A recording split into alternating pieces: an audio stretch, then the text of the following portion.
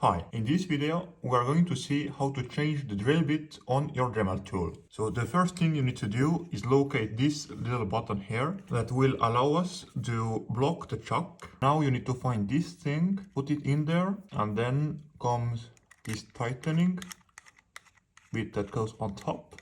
Don't tighten it all the way, just put it on there.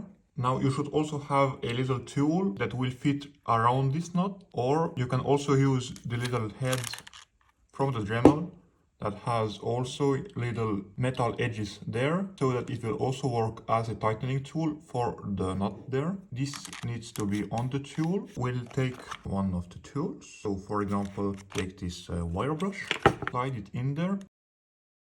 Now it's loose, as you can see, so it's time to use the button we talked about earlier. Place your little tightening wrench around the nut, push down the button, and now this nut there is tight. We can put the little tightening tool back there, and now the Dremel is ready to use.